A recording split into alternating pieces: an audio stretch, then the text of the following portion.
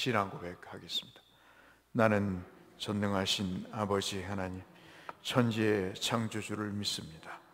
나는 그의 유일하신 아들 우리 주 예수 그리스도를 믿습니다. 그는 주님 이름으로 잉태되어 동정녀 마리아에게서 나시고 본디오 빌라도에게 고난을 받아 십자가에 못 박혀 죽으시고 장사된 지 사흘 만에 죽은 자 가운데서 다시 살아나셨으며 하늘에 오르시어 전능하신 아버지 하나님 우편에 앉아 계시다가 거기로부터 살아있는 자와 죽은 자를 심판하러 오십니다. 나는 성령을 믿으며 거룩한 공교회와 성도의 교제와 죄를 용서받는 것과 몸의 부활과 영생을 믿습니다. 아멘. 찬송 35장 하나님 앞에 영광 올려드리겠습니다.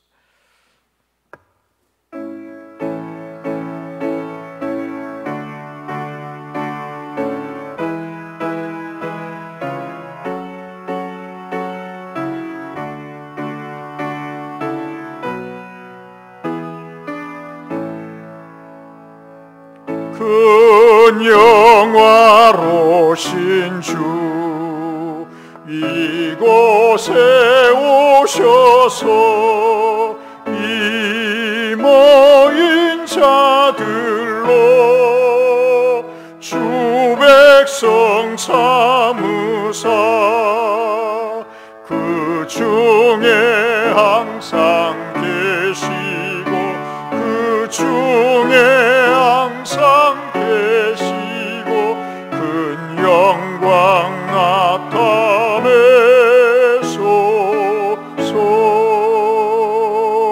이 백성 기도와 또 예물 드림이 향내와 같으니 곧 받으옵소서.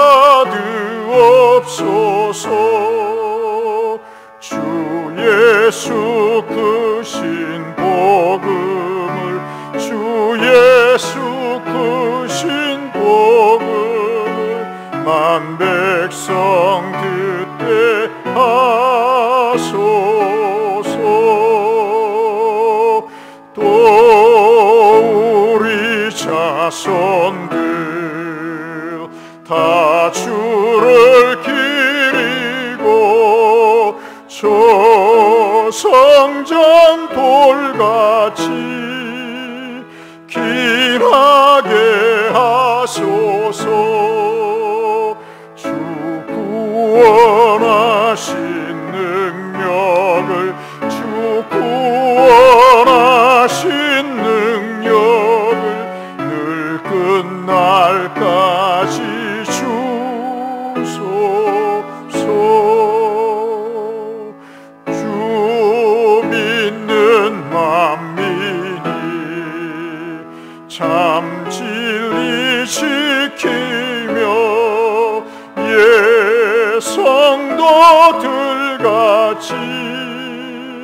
주 찬송하다가 저 천국 보좌 앞에서 저 천국 보좌 앞에서 늘 찬송하게 하소서.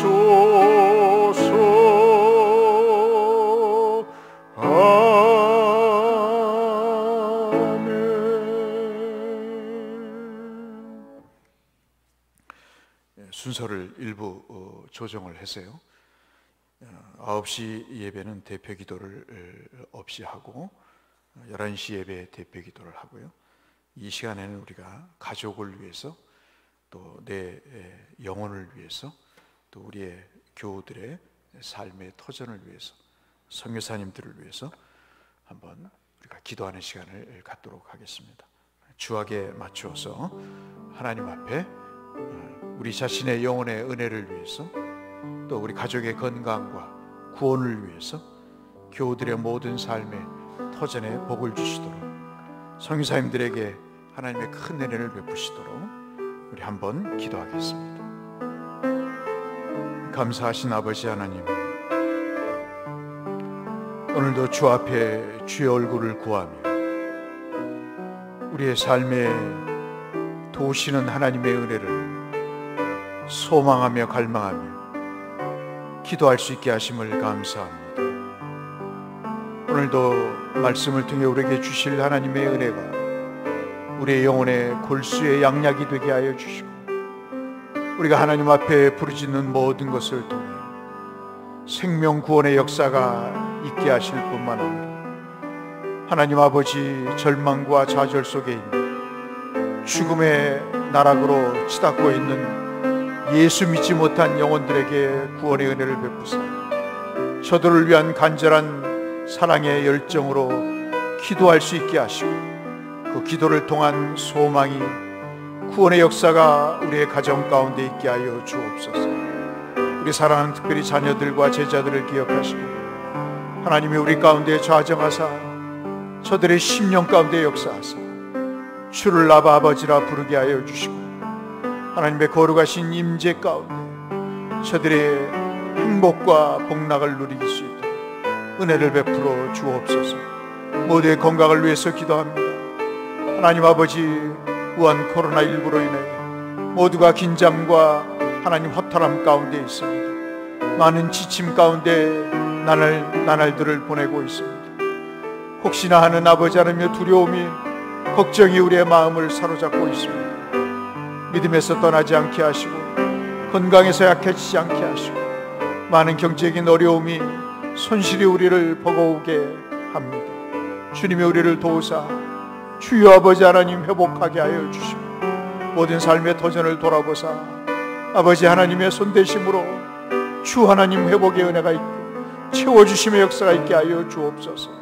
주의 말씀을 오늘도 아버지 생명을 걸고 전하는 주의 종들을 기억하시고 원근각체에서 하나님 앞에 말씀을 전할 때 은혜가 있게 하시고, 이리 해외에 나가 주의 복음을 증거하는 선교사님들에게 주의 은혜를 더하사 저들의 수고와 땀이 생명의 역사로 이어지게 하시고 하늘나라를 완성해가는 귀한 도상이 되게 하여 주옵소서. 오늘 하나님의 말씀 가운데 주 하나님의 은혜를 베푸사 선하는 자 듣는 자 모두에게 주의 구원을 베푸시고 하나님의 음성 듣는 시간으로, 삶에 적용하는 시간으로, 결단하고 주여 바라보는 시간으로 우리 모두를 인도하여 주시옵소서.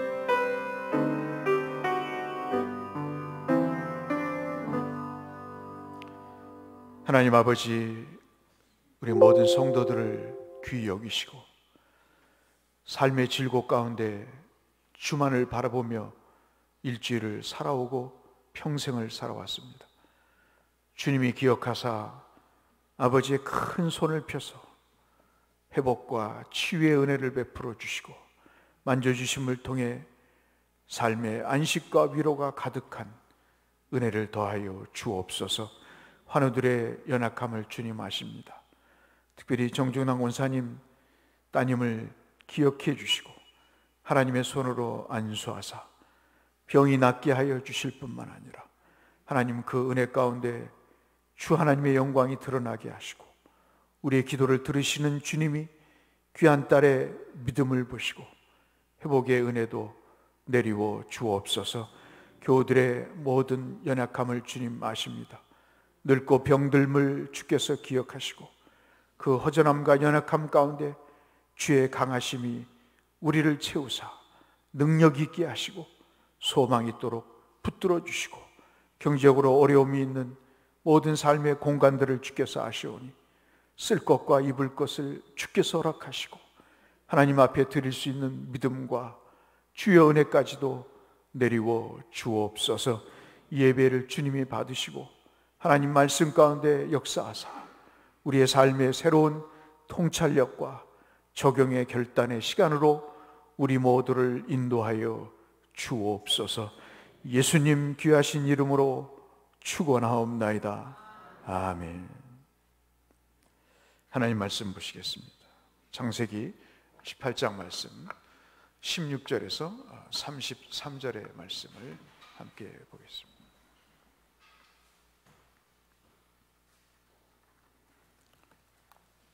갖고 계신 성경 창세기 18장 구약 성경 21쪽에 있는 말씀을 33절까지 우리 한 절씩 교독하시겠습니다. 성경과 화면을 통해서 한 절씩 한번 교독해 보시죠.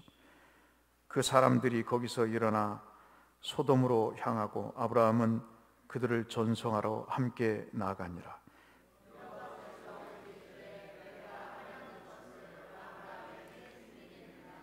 아브라함은 강대한 나라가 되고 천하 만민은 그로 말미암아 복을 받게 될 것이 아니냐.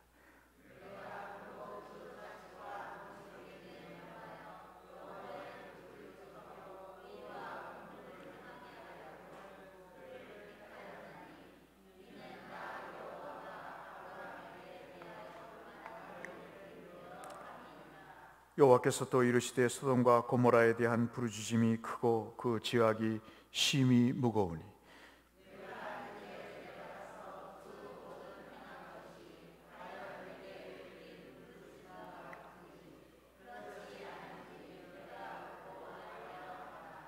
그 사람들이 거기서 떠나 소돔으로 향하여 가고 아브라함은 여호와 앞에 그대로 섰더니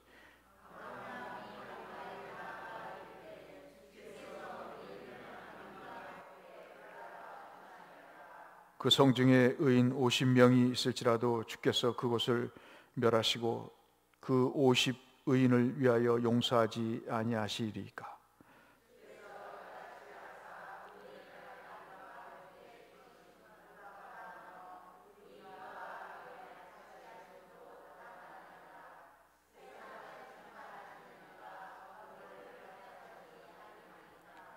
여호와께서 이르시되 내가 만일 소돔 성읍 가운데서 의인 50명을 찾으면 그들을 위하여 온 지역을 용서하리라.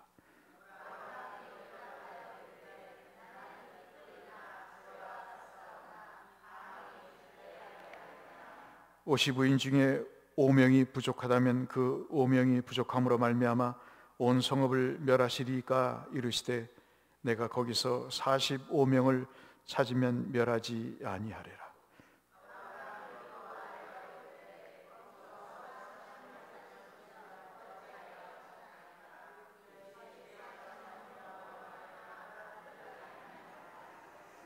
아브라함이 이르되 내 주여 노하지 마시옵고 말씀하게 하옵소서. 거기서 30명을 찾으시면 어찌하려 하시나이까. 이르시되 내가 거기서 30명을 찾으면 그리하지 아니하리라.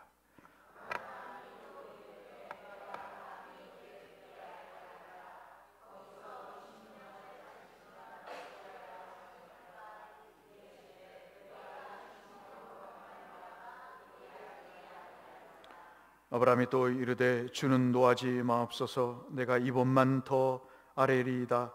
거기서 10명을 찾으시면 어찌하려 하시나이까. 이르시되 내가 10명으로 말미암아 멸하지 아니하리라.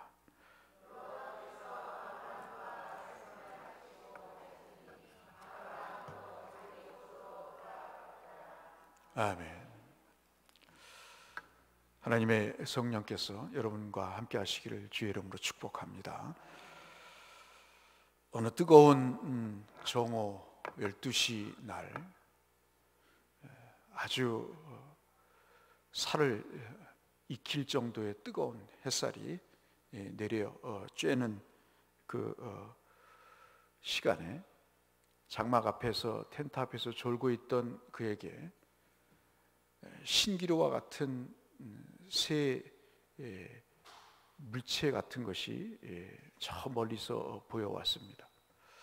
사람 같기도 하고 또 짐승 같기도 한.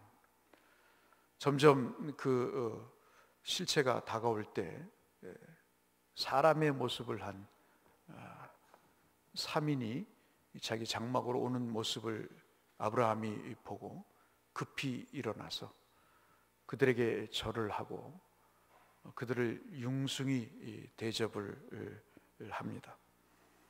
그 대접을 받은 세 사람은 하나님의 사자로 아브라함에게 내년 이맘때 아들이 있을 것이다 하는 약속을 하면서 돌아가게 됩니다. 그 약속을 들은 아브라함의 마음은 씁쓸했습니다.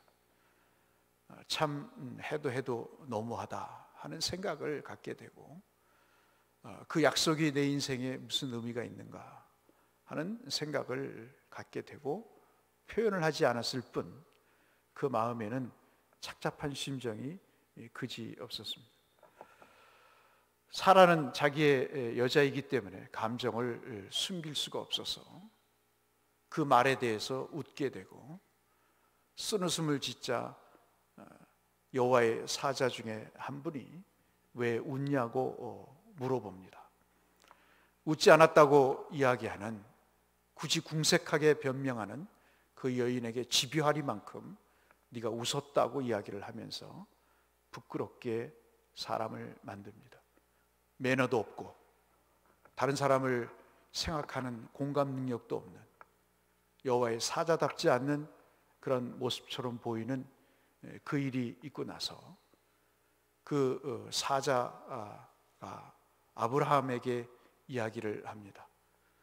내년 이맘때 아들이 있을 것이라는 이야기와 함께 내가 소돔과 고모라에 내려가서 그들의 죄악이 어느 정도인가를 살펴봐야 되겠다고 이야기를 하게 됩니다. 직감적으로 아브라함은 그 말씀이 심판으로 이어질 것이라는 생각을 하게 되고, 그리고 그 말씀 끝에 아주 육감적으로 자기의 조카 롯의 장래가 걱정이 되기 시작했습니다. 그 소돔과 고모라의 심판을 말씀하시기 직전에 주님이 묘하게도 아브라함에게 고개를 갸우뚱할 만큼 이상한 말씀을 하고 가시죠. 그 말씀이 17절 이하에 있는 말씀입니다.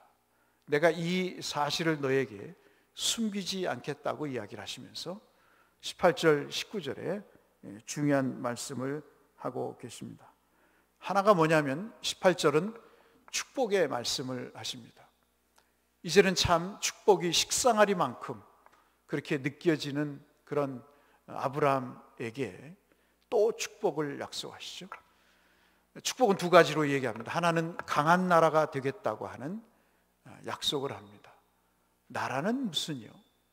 자식 하나 없는데 나라가 무슨 소용이 있겠습니까? 근데 그 강한 나라를 만들겠다고 이야기하시면서 18절에 천하 만민이 너로 말미암아 복을 받게 될 것이다, 그렇게 이야기를 합니다. 천하 만민은 고작 하고 나 하나만 복을 좀 받았으면 좋겠다 하는 심령으로 아마 아브라함은 받았을 것입니다. 그런데 어디서 많이 들어본 말씀입니다.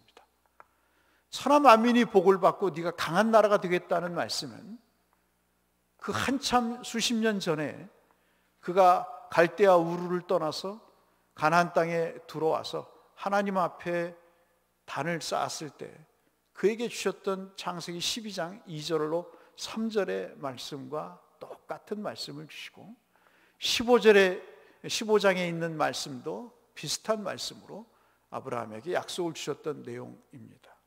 이제는 다 애울 수 있는 말씀이죠. 한 단어를 꺼내면 복의 근원이 되겠다는 말씀이구나 라고 생각할 만큼 그렇게 외울 수 있는 말씀이었습니다. 그런데 그 다음 19절 말씀이 우리의 고개를 갸우뚱하게 합니다. 축복을 말씀하시고 끝나는 것이 아니고 19절 말씀에 아브라함을 선택한 내용을 이야기하시면서 그 내용 중에 자녀를 이야기를 합니다. 자녀가 없는데 자녀를 이야기하면서 포함하면서 그 자녀와 그 식솔들, 집안의 사람들, 앞으로 후손들에게 아브라함을 비롯해서 선택한 목적을 이야기를 하는데, 그 목적이 뭐냐면 여호와의 도를 지키는 것이다. 의와 공도, 여기서 의와 공도는 의롭고 공의롭게 사는 삶을 세상에 보이기 위해서 내가 너를 택했고 이 축복을 너에게 준다고 이야기를 하시는 것이죠. 참 그렇지 않습니까? 뭐 아무것도 만족할 만한 것이 없는데 계속해서 축복을 남발하는 것처럼 이야기를 하고, 그리고 의롭게 살라고 이야기를 하는 것이 요즘 아이들의 표현대로라면 꼰대와도 같은 그러한 모습으로 비춰질 것 같았습니다. 좌우간 이 내용을 아브라함은 듣고 평소처럼 얼마나 믿었는지 모르겠습니다만 좌우간 이 말씀을 여호와는 말씀하시고 그리고 그 자리를 뜨게 됩니다. 우리 마음에 드는 생각은 바로 이 말씀에서부터 출발을 하게 되죠. 지금 축복도 만져볼 수 없는 그런 상황입니다. 뭐 경제적인 회복도, 그리고 뭐 자녀가 잘 되는 것도, 뭐 건강이 나아지는 것도 뭐 별로 없어 보이는 그런 상황입니다. 그래도 축복은 싫은 소리가 아니기 때문에 그 말씀에 대해서 화답할 수 있는데, 그 다음 19절 말씀인 여호와의 도를 지켜 살라고 하는 이 말은 참 마스크를 쓴 것만큼이나 부담스러운 그런 내용이 아닐 수가 없습니다. 왜 하나님은 이렇게 엄청난 축복을 말씀하시면서 의로운 삶을 이야기하시는가 하는 것이 우리의 궁금증으로 이 본문을 우리가 함께 나누면서 드는 생각이죠. 왜 축복의 권리를 말씀하시면서 의로운 삶을 함께 말씀하시는가? 여러분, 이것도 어디서 많이 본 내용입니다. 17장 1절을 여러분 다시 한번 보시면 하나님이 아브라함에게 나타나셔서 역시 또 표현 드렸던 것처럼 지루한 장마와 같은 자녀의 약속을 이야기하시면서 뭐라고 말씀하시냐면 17장 1절에 너는 내 앞에서 행하여 완전하라, 그렇게 이야기를 합니다. 뭘 행할 게 있습니까? 뭘 어떻게 더 해야 내가 하나님 그 성에 찰 만큼 삶을 살 수 있습니까? 할 정도로 그렇게 생뚱맞은 말씀을 하고 계시죠. 이 말씀의 의미는 저와 여러분에게 이미 주셨던, 또 함께 나눴던 말씀입니다. 행하여 온전하라는 그 말씀은 함께 주님과 걸어가라는 뜻, 즉 그 마음에 하나님의 말씀을 붙잡고 그 말씀에 순종하여 삶을 살도록 하시는 하나님의 뜻임을 우리가 이미 17장에서 말씀을 들었죠. 축복이 현실적으로 다가와 있든 다가와 있지 않든 일단 하나님께서 우리에게 약속하신 말씀을 믿고 우리가 한번 살아보자고 하는, 그래서 언젠가 말씀드렸다시피 우리는 가능성이 없지만 하나님은 가능하시기 때문에 그 가능성을 우리가 드러내는 한번 삶을 순종이라는 것을 통해서 해보자는 말씀을 여러분과 함께 나눈 적이 있습니다. 그래서 그 99세에 여러분 17장 마지막 부분인 26절로 27절에 보시면 99세의 연세 되신 그 노인네께서 옷을 벗고 할례를 행하지 않습니까? 자신과 자신의 온 가족들에게 할례를 행하면서 그 몸에 불구와도 같은 그 몸을 더욱 상하게 하면서 나는 못하지만 하나님은 하실 수 있습니다 라고 하는 그 말씀에 순종하는, 고백하는 마음으로 할례를 행했다는 것을 우리가 지난 시간에 살펴봤습니다. 이런 일들이 우리에게 도대체 무엇을 말씀하시는 걸까 하는 것입니다. 아마도 이런 것 같아요. 우리가 간절히 바라는 축복이 우리에게는 절실하게 필요합니다. 사실 오늘까지 우리가 이 자리에 앉아 있는 것도 축복을 누리며 살고 있는 거죠. 이 아침에도 눈을 뜰 수 있었던 것도 축복이고 어제를 살았던 것도 하나님의 은혜가 아니고서는 설명이 불가능한 그런 일들이기 때문이죠. 그런데 이 축복이 되기 위해서는 그 다음에 반드시 그 축복을 내가 믿고 갑니다라고 하는 무언가가 있어야 된다는 것입니다. 당신께서 비현실적으로 내게 축복을 말씀하셔도 하나님, 나는 그 말씀을 믿고 그 말씀에 내가 의지하여 하나님 그렇게 하실 줄로 믿습니다 라고 내 삶으로 뭔가를 보여야 된다고 하는 말씀을 주님은 이렇게 설명을 하고 계시는 것이죠. 성도인 우리에게 주신 특권이 있습니다. 그것은 내 자신에게 복을 주시겠다고 하시는 그런 특권과, 그리고 나를 통해서 다른 사람에게 복이 전가되는 그런 축복의 통로로서의 특권을 우리에게 주셨다는 사실을 여러분 알고 계시죠? 여러분 정말 이것을 확고하게 믿고 우리가 예수를 믿게 되시기를 주의 이름으로 축복합니다. 하나님은 우리에게 그 은혜를 주셨어요. 그런데 그 축복의 특권이 되기 위해서는 우리 자신의 삶 속에 그 축복에 대한 순종의 모습이 있어야 된다는 겁니다.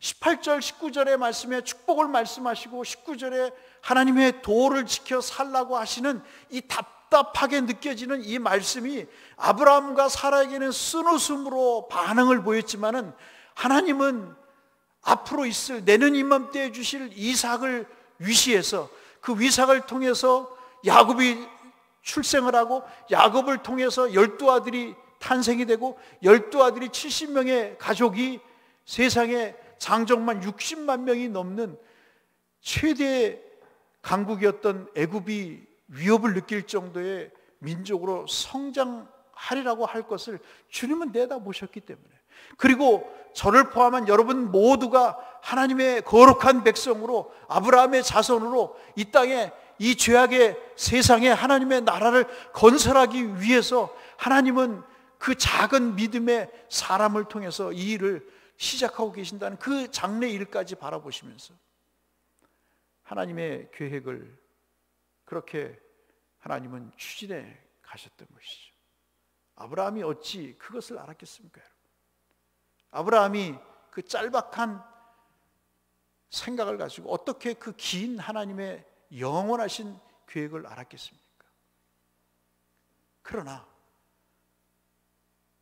하나님의 말씀이라면 하나님이 우리에게 축복을 주시고 그 축복이 되기 위해서는 우리의 삶에 믿음이, 순종이 필요하다고 말씀하시는 그 말씀을 우리가 받으면 그것이 축복이 된다고 하는 말씀을 오늘 우리에게 설명해 주고 계시는 것이죠. 그래서 여러분 신명기 30장 6절을 한번 보시면, 신명기 6장도 같은 말씀입니다만은 여러분 한번 같이 한번 읽어보실까요? 참 저 말씀 읽을 때마다 은혜가 돼요. 같이 읽겠습니다. 시작.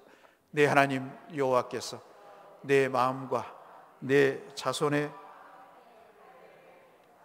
너로 마음을 다하며 뜻을 다하여 내 하나님 여호와를 사랑하게 하사 너로 생명을 얻게 하실 것입니다. 아멘이신가요? 참 정성이 필요한 것 같아요. 모든 삶에도 신앙에도 그냥 건성이 아니라 정성이 필요한 것 같아요. 여러분 오늘 설교 말씀을 통해서 한번 따라서 하실까요? 건성이 아닌 정성이 필요합니다. 믿으시길 주의 이름으로 축원합니다. 주님은 그걸 원하시는 것 같아요. 학교에서도 애들을 가르쳐 보면요, 건성하는 애들이 있어요. 역시 뭘 물어보면 몰라요. 그런데 뭔가를 열심히 하는, 정성스럽게 하는 아이들을 보면 영성도 굉장히 뛰어나요. 어쩔 수 없는 것 같아요. 주님은 외모를 보지 않으시고 중심을 보시는 줄을 주의 이름으로 축원합니다. 이것을 믿으셔야 돼요.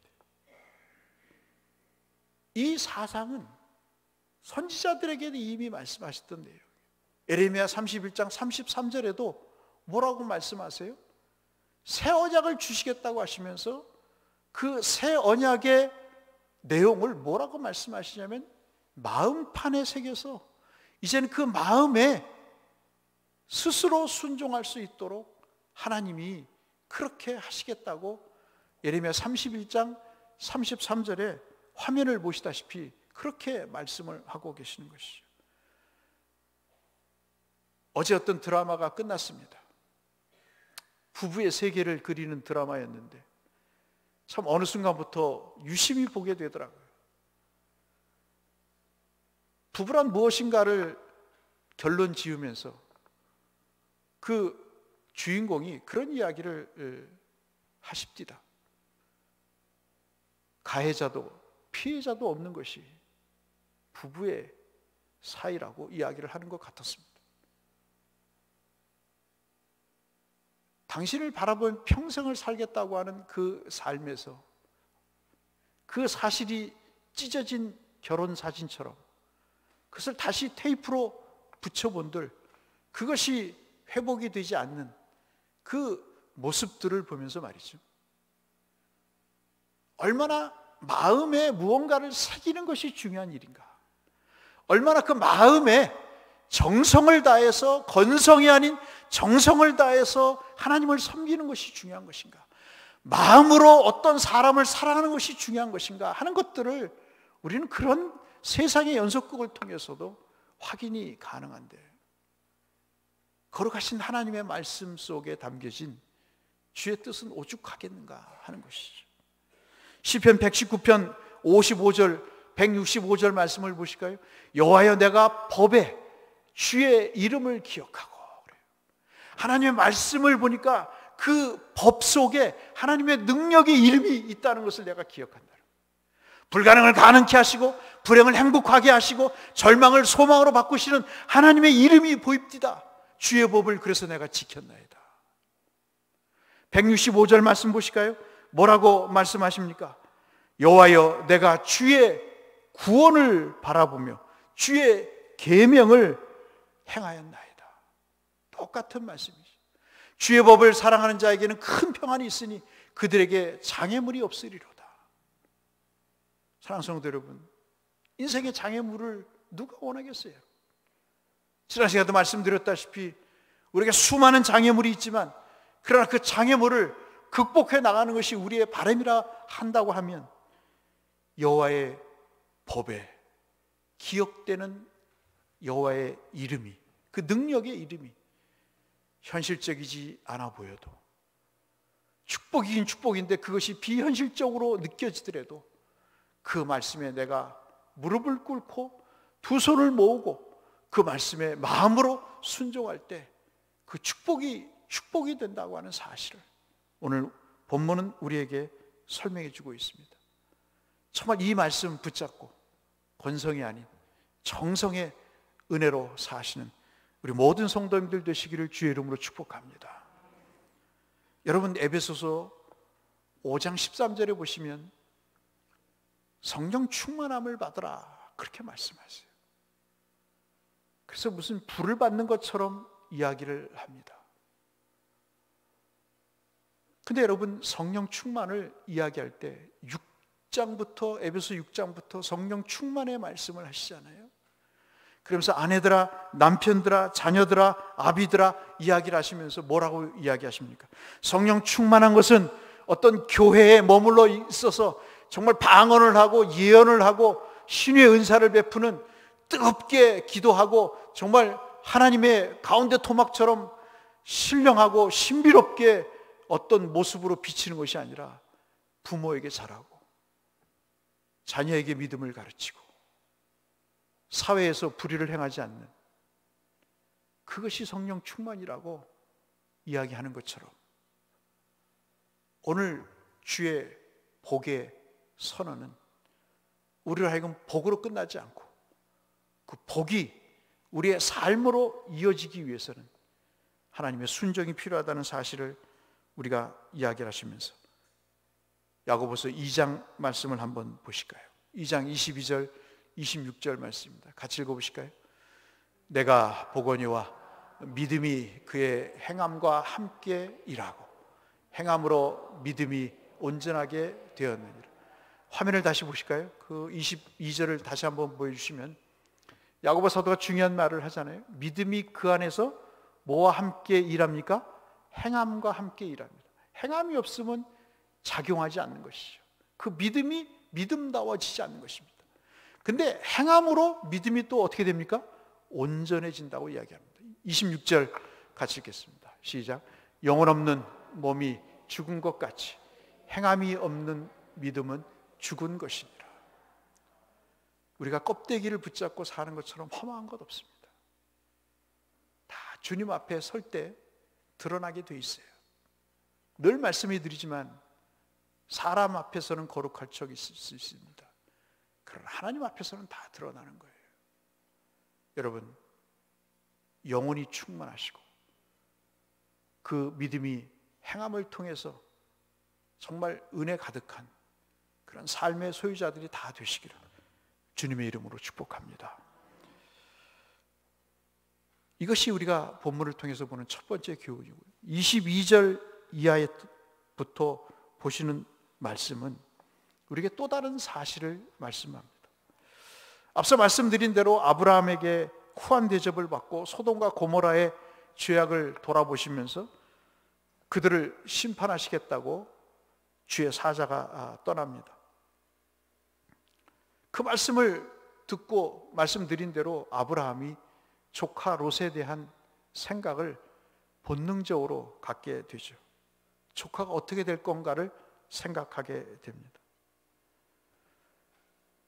우리 같으면 물에 빠진 사람을 건져낼 수 없어서 발을 동동 굴리면서 있을 수밖에 없는데, 참 오늘 본문의 말씀 보시면 묘한 이야기를 합니다. 22절 말씀을 보실까요? 22절 말씀을 보시면 본문에 굉장히 중요한 말씀을 하고 계십니다. 그 말씀이 뭐냐면 그 사람들이라고 하는 것은 여호와의 사자 세 분 중에 두 분이 떠나고 한 분이 지금 아브라함과 함께 있는데 여호와라고 말씀하시는 걸 봐서 성부 하나님이시고 나머지 두 분은 성자 예수 그리스도 성령 하나님이신 걸로 우리가 그렇게 받아들이고 있습니다. 자관 그 사람들이 거기서 떠나 소돔으로 향하여 가고 아브라함은 누구 앞에 있습니까?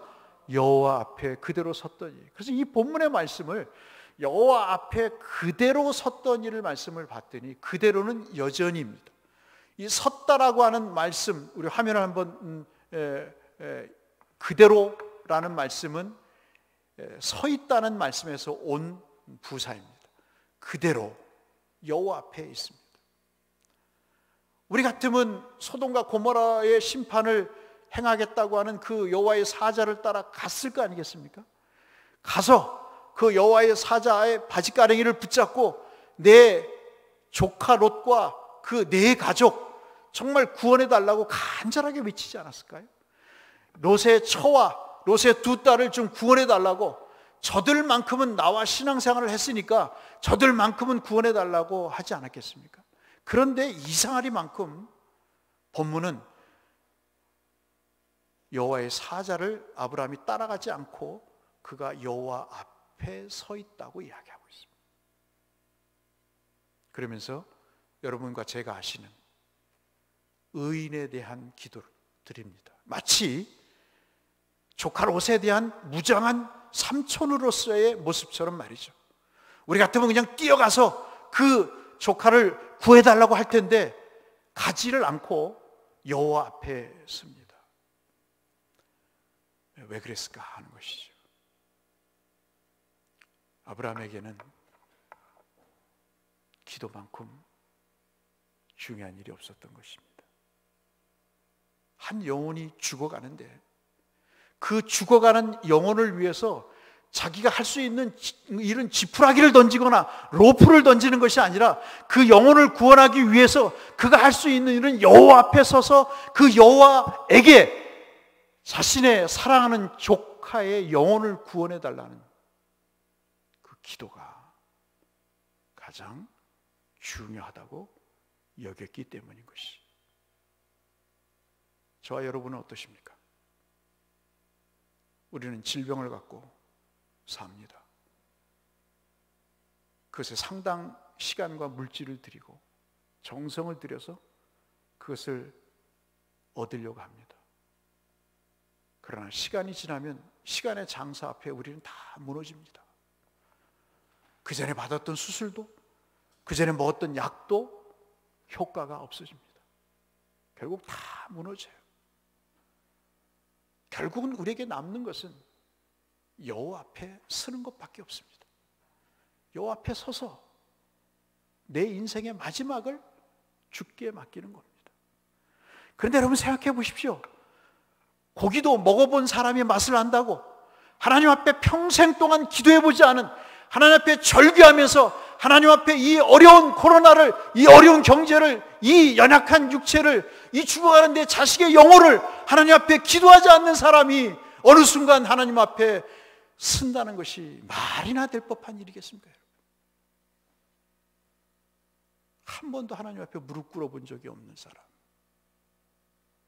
형식이 아닌, 건성이 아닌, 마음으로 주님 앞에 기도해보지 않은 사람이 어찌 이 급한 일이 있을 때 하나님 앞에 무릎을 꿇을 수 있겠어요? 어찌 화급한 일에, 화급을 다투는 일에 내가 여호와 앞에 서겠다라고 생각하는 사람이 누가 있겠냐 하는 것입니다. 따라서 하실까요?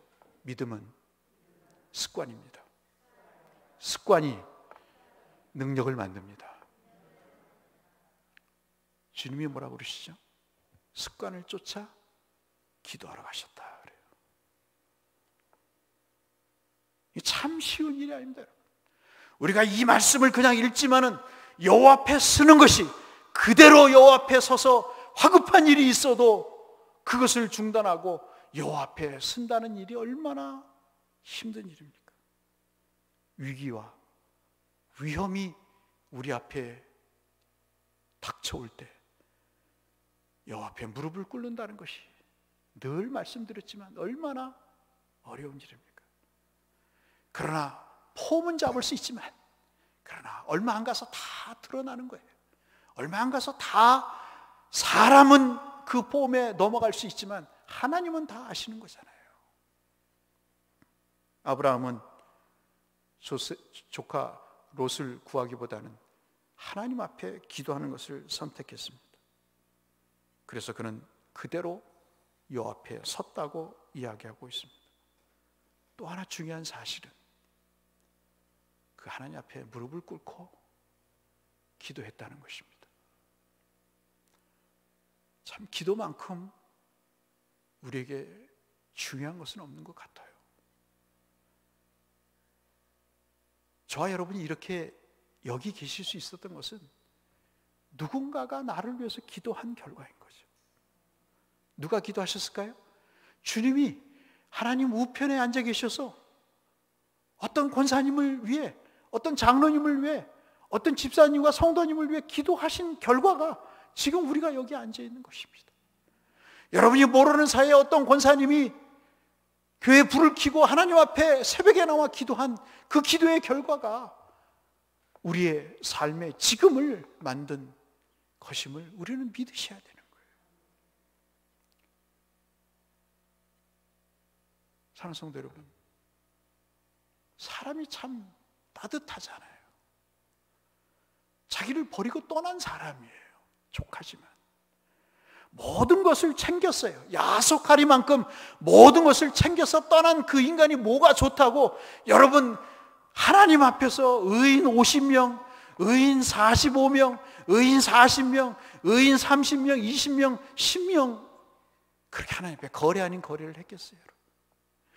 저 조카 롯이 나와 신앙생활을 했으니까 저 조카를 위시해서, 저 조카를 중심으로 해서 정말 의인 50명은 아마 있을 것입니다. 아무리 소돔과 고모라가 아무리 대곳이 엉망이어도 정말 저 사람 때문에 한 50명은 남아 있을걸요.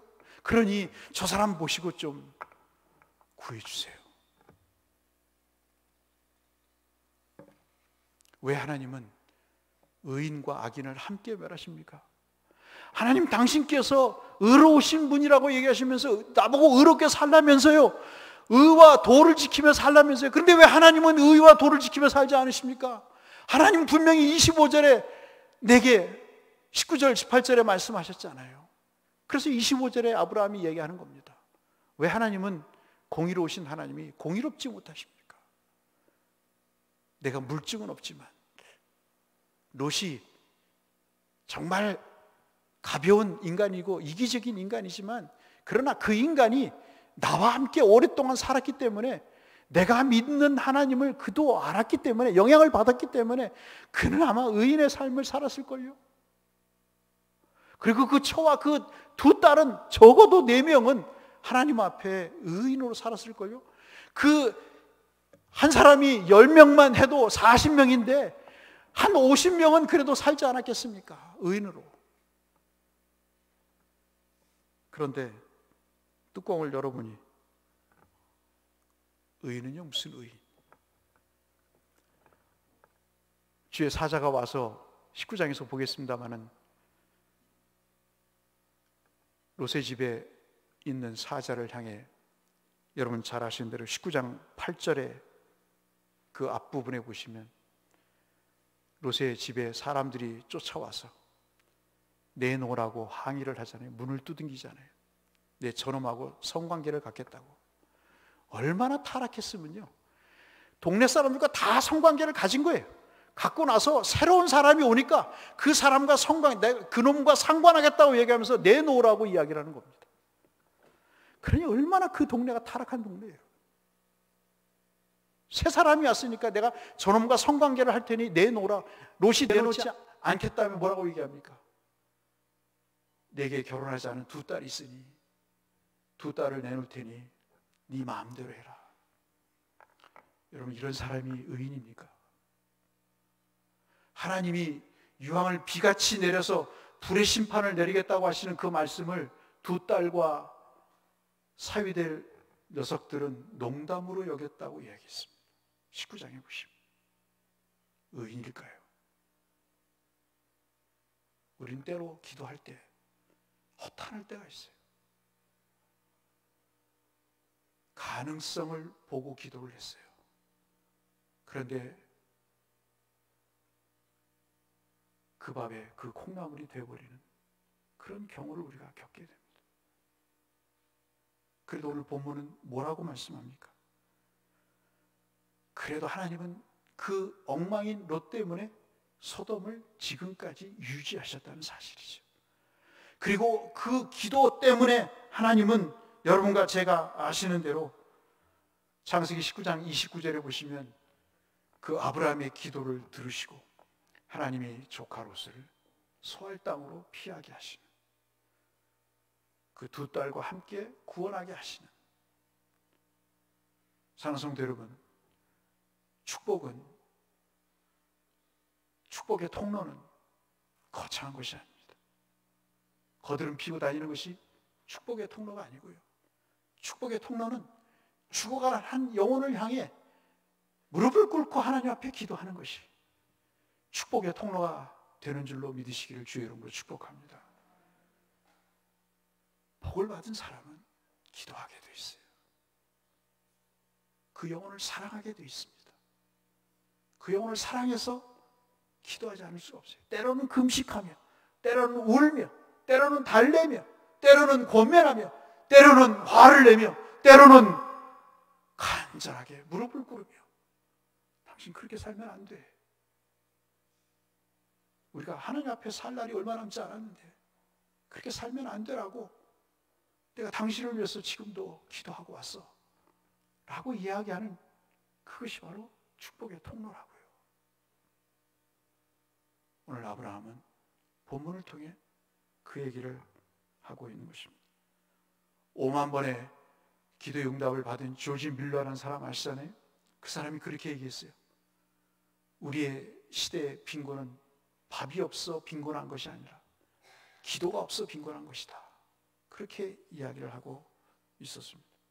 여러분, 베드로전서 3장 12절 말씀 한번 보실까요? 같이 한번 읽겠습니다. 시작. 주의 눈은 의인을 향하시고 그의 귀는 의인의 간구에 기울이사 주의 얼굴은 악행하는 자들에 대하시느니라 하셨느니라. 아멘. 의인을 향하시고 주의 눈은, 귀는 의인의 간구에 귀를 기울이신다고 이야기를 하셨습니다. 야고보서 5장 16절에 여러분 잘 아시는 대로 의인의 간구는 역사하는 힘이 크다고 이야기를 하고 있습니다. 우리에게 영적으로 병든 자들이 얼마나 많습니까, 여러분? 껍데기는 있지만 알맹이가 없는 사람들이 얼마나 많습니까? 그들을 위해서 우리가 역사하는 간구를 해야 되지 않겠습니까? 그것이 진짜 사랑하는 것이 아닐까 싶습니다. 거대한 배가 항해를 하기 위해서는 연료라고 하는 동력이 필요합니다. 폭풍을 뚫고 나가기 위해서는 그 연료가 필요하죠. 영적인 폭풍우를 맞는 성도들에게 그 폭풍을 뚫고 나갈 수 있는 연료가, 동력이 뭘까요? 그것은 오늘 본문의 말씀처럼 기도라고 말씀하고 있습니다. 마지막으로 말씀을 마치면서 누가복음 말씀을 한번 보실까요? 누가복음 말씀은 십자가 위에서 처절하게 죽어가면서 죽어가는 사람을 비웃고 제비를 뽑고 욕하고 침뱉는 그들을 향해 주께서 이렇게 말씀하십니다. 같이 읽으실까요? 이에 예수께서 이르시되 아버지 저들을 사하여 주옵소서. 자기들이 하는 것을 알지 못하니이다 하시더라. 그들이 그의 옷을 나누어 제비를 뽑을세. 너무 상반되죠? 오늘 우리에게는 이런 기도가 필요하지 않나 싶습니다. 사랑하면 기도합니다. 축복의 권리를 받으신 여러분들은 축복의 통로가 되실 수 있습니다.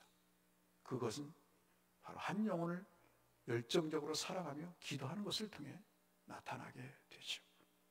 이 한 주간을 사시면서 누구를 위해서 기도하시겠습니까? 이 한 주간 한 사람 잡고 여러분 기도하지 않으시겠습니까? 그 영혼을 구원해 달라고, 생명 구원의 역사로 인도해 달라고 부르시고 아브라함처럼 여호와 앞에 서서 기도하시는 모든 성도님들이 다 되시길 주의 이름으로 축복합니다. 주 하나님 아버지, 우리에게도 이 은혜를 내리워 주옵소서. 예수님 이름으로 축원하옵나이다. 아멘. 말씀을 기억하시면서 찬송 515장 찬송하시겠습니다.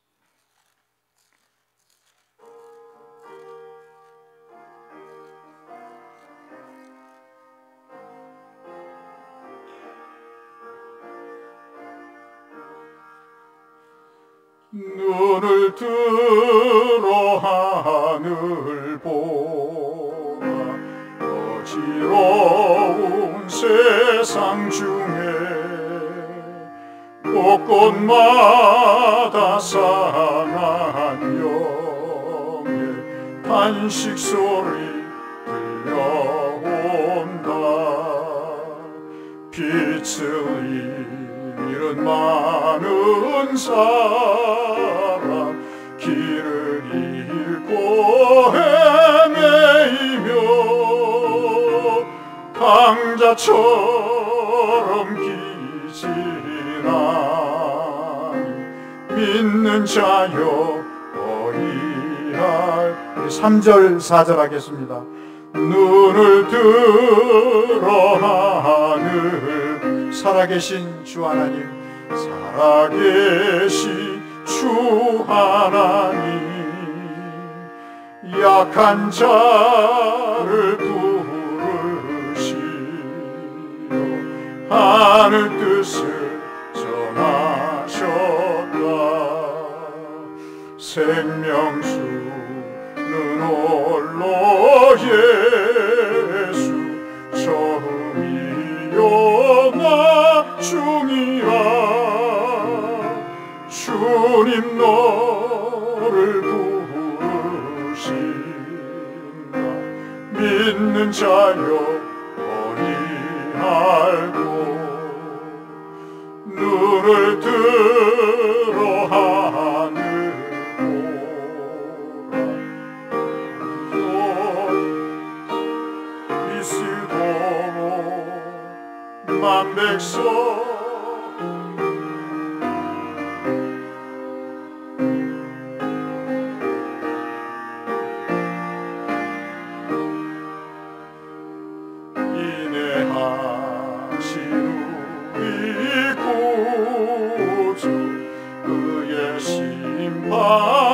심판하시는 날 곧 가까이 임하는데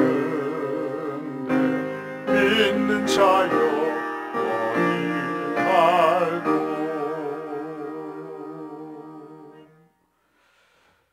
어려움과 힘든 과정 속에서도 믿음을 잃지 않고 성도를 축복하신 주님을 바라보며 살아왔던 한 주간, 그 삶의 과정에서 벌어진 감사와 은혜, 그리고 간구의 내용을 담아 주님 앞에 예물을 드렸사오니 저희 눈에 눈물을 닦아주시고 그 이마에 땀을 닦아주시며 피곤한 육체를 소생케 하시고 그 영혼을 맑게 하사 주를 바라보며 기쁨이 있게 하여 주옵시고, 하나님 앞에 기도할 때 범사가 주님 영혼이 잘 되고 그 육신이 형통하는 은혜를 베풀어 주옵소서. 저마다 기도의 제목을 담아 주 앞에 드렸사오니 주님이 받으시고 그 부르짖음에 응답하셔서 하나님 생명구원의 역사를 이루시고 물질의 회복의 은혜를 베푸시고 육신의 소생함도 허락하시며 믿음에 믿음을 더하사 주 하나님의 나라를 위해 쓰임받는 저의 삶과 물질이 그리고 우리의 일터가 되게 하여 주옵소서. 이 한 주간도 주님의 은혜를 바라보며 소망 중에 나아갑니다. 주 하나님 털끝 하나 상하지 않도록 우리 모두를 붙들어 주시고 모든 감염의 가능성에서 그리고 위기와 어려움 속에서 저희들을 건져주셔서 주님 영광 찬송케 하여 주옵소서. 모든 삶을 주께 의탁하오며 예수님의 귀하신 이름으로 축복하며 기도드리옵나이다. 아멘.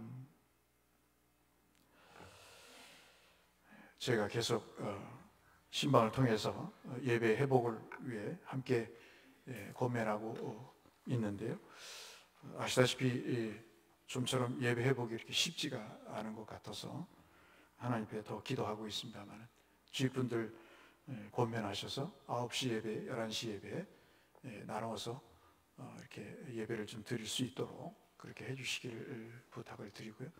점차 저희들이 다른 집회도 회복이 돼야 되는데 아직까지 시기상조인 것 같아서 기도하고 있습니다. 저간 끝까지 하나님이 우리의 성도님들의 감염의 위험에서 우리를 건지시도록 기도해 주시기를 부탁을 말씀을 드립니다. 지금 저희가 그 선교지가 아주 심각한 상태여서 지금 미국 같은 데는 10만 명이 넘는 사람들이 죽는다고 이렇게 보도가 나올 정도로 통계에 잡히지 않은 걸까지 하면 엄청난 수가 지금 사망에 이르는 것 같은데요. 여러 가지 고민을 하다가 참 좋은 기업을 만나서 이영하 장로님 가정과 그리고 우리 양가병 집사님 가정에서 그 선교지에 보낼 약 200개 정도의 마스크와 그 다음에 손소독제 한 6종 세트가 있습니다. 젤 타입으로 된 병에 들어있는 것, 그 다음에 튜브 형태로 되어 있는 이런 것을 구입할 수 있는데 한 20만 원 정도 되고요. 그 다음에 그 배송료를 6만 원을 지불하면 우리가 굳이 지불 안 해도 우리가 붙이지 않아도 그 회사에서 그 야구 선수가 하는 어떤 기업체인 것 같은데 이렇게 배송을 할 수 있게 돼서 참 그 사이트를 찾아서 감사했습니다. 200개의 그 마스크는 우리가 보낼 수 없는데 그 사이트를 통해서는 보낼 수가 있나 봅니다. 중국산이기 때문에 보낼 수가 있어서 아마 가능한 것 같습니다. 다시 한번 헌신하신 가정에 감사의 말씀을 드리고요. 선교지를 위해서 여러분 계속 기도해 주시기를 부탁 말씀을 드립니다. 우리 다 같이 일어나셔서 찬송하시고 축도로 예배를 마치겠습니다. 누군가 널 위해 기도하네.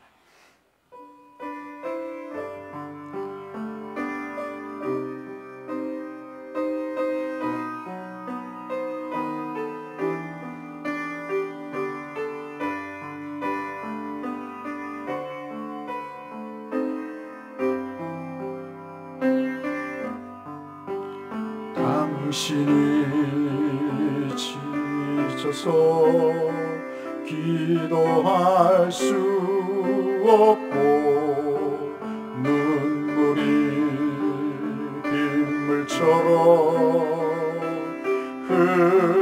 흘러내릴 때 주님은 당신의 약함을 사랑으로 돌봐주시네.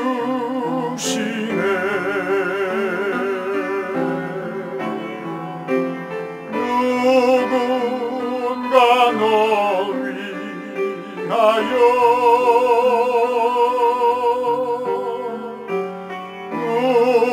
누군가 기도하네.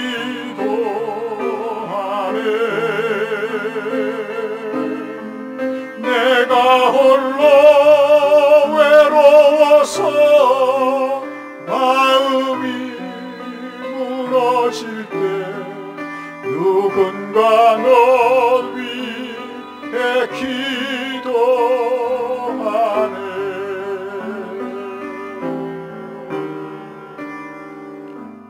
지금은 우리 주 예수 그리스도의 은혜와 아버지 하나님의 복되신 사랑하심과 성령 하나님의 감동 주시고 역사하심, 오늘 누군가를 향해 사랑을 담아 기도하는 것이 우리에게 주신 축복의 특권을 행하는 일이요 축복의 통로임을 믿고 그 축복과 함께 의롭게 사는 삶이 바로 기도하는 일임을 우리에게 말씀하시면서 이 한 주간 누군가의 생명 구원을 위해, 영혼 구원을 위해 기도하기를 마음에 소원하시는 우리 사랑하는 모든 믿음의 식구들의 심령 위에 이제부터 영원토록 함께 계실지어다. 아멘.